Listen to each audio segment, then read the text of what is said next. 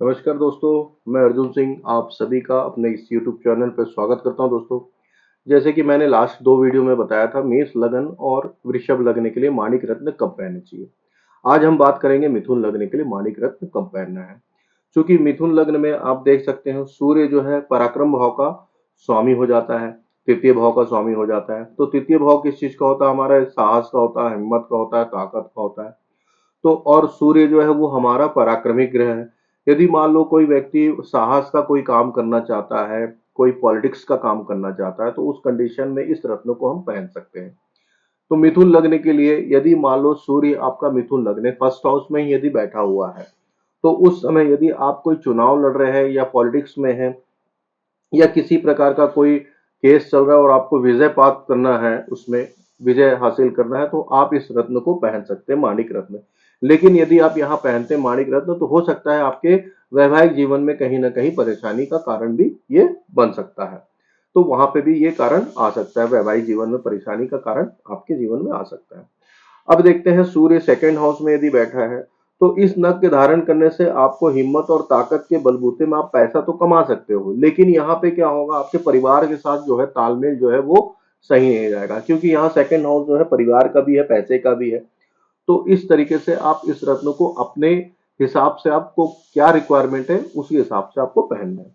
अब यदि third house में यदि आपका सूर्य बैठा है, क्योंकि ये सिंह राशि है थर्ड हाउस में ही, और थर्ड हाउस में यदि बैठा है तो ये हिम्मत पराक्रम में आपका वृद्धि करेगा। यदि मान लो आप पॉलिटिक्स में है, राजनीतिक क्षेत्र में है, आपको वहां पे जाने से आपके पावर को जो है वो बढ़ाएगा, ठीक है, इस नक को धारण करने से। लेकिन यहाँ पे पिता के साथ कहीं ना कहीं आपका तालमेल में खराबी भी करेगा, ये भी याद रखिएगा।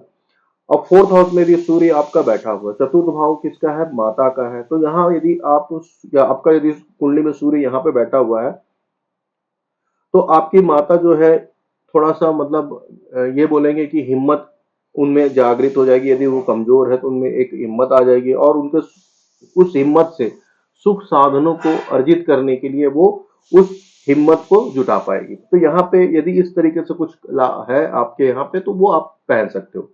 अब पंचम भाव में सूर्य जो है यहाँ पे तुला राशि, तुला राशि है, तुला राशि में सूर्य जो है नीच का हो जाता है, तो यहाँ पे आपको धारण नहीं करना चाहिए। यदि यहाँ पे कोई महिला यदि यहाँ पे सूर्य का रत्न धारण करती है, तो उनके गर्भ का जो है वो हानि हो सकता है, पेटों में समस्या आ सकती है, तो संतान का कष्ट का भी योग बनता है यहाँ पे, तो यहाँ पे धारण नहीं करना चाहिए। अब छठे भाव में देखेंगे सूर्य यदि बैठा है, तो छठे भाव में यदि बैठता है सूर्य, तो यहाँ पे ये कहा जाता है कि 3, 6, 11 भाव का स्वामी इन्हीं स्थानों में हो तो अच्छा फल देता है ना। तीसरे छठे बारहवें भाव का स्वामी यदि इसी स्थान में हो तो वो अच्छा फल देता है। इससे धन की वृद्धि में हमें बेनिफिट होती है। और यहाँ पे हम छठे भाव में यदि सूर्य बैठा है, क्योंकि वो मंगल की राशि है, उसके मित्र की राशि है, तो आप यहाँ पहन सकते हो। अब यदि सूर्य सप्तम भाव में बैठा है, तो आप विदेश की यात्रा करना चाहते हैं मान लो, तो नग धारण आप कर सकते हो। लेकिन यहाँ पे आपके मैरिज लाइफ में कहीं ना कहीं प्रॉब्लम कर सकता है, याद रखिएगा। लेकिन यदि आपकी मैरिज नहीं हुई है, तो मैरिज के लिए आप इसको पहन सकते हो, और मैरिज होने के बाद आप इसको मत पहनिए, इसको निकाल दीजिए, ये ज्यादा अच्छा रहेगा आपके लिए।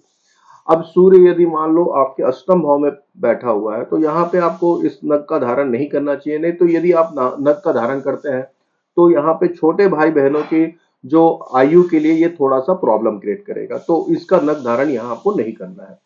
सूर्य यदि आपका नवम भाव में बैठा है, तो इसका नग धारण नहीं करना है। कारण क्या है?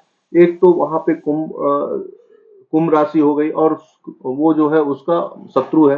तो यहाँ पे यदि आप अ, सूर्य का रत्न माणिक रत्न धारण कर लेते हैं, तो पिता के साथ आपका संबंध सही नहीं बैठेगा, हमेशा आपके भाग्य में हानि पहुंचाएगा। अब सूर्य यदि दसम भाव में बैठा है, और आपको लग रहा है कि आपके जीवन में नौकरी में तरक्की नहीं हो रही है, प्रमोशन नहीं आ रहा है, तो आप इसकी दशा और अंतरदशा में आप इस नग को धारण कर सकते हो। तो ये इसके लिए आपको अच्छा रिजल्ट देगा। एकादश भाव में सूर्य का नग जो है माणिक, आप आजीवन धारण कर सकते हो, लेकिन इसको पहनने से विदेश से लाभ तो मिलेगा, लेकिन संतान से थोड़ा ना थोड़ा कास्ट आपको योग बनेगा, हानि की संभावना है संतान से, ठीक है।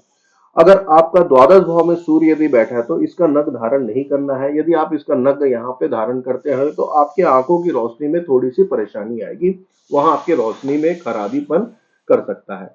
तो आज का यदि ये आपको वीडियो मेरा पसंद आया, तो मेरे इस वीडियो को लाइक करिए, सब्सक्राइब करिए और शेयर करिए। और लोगों तक पहुंचाइए।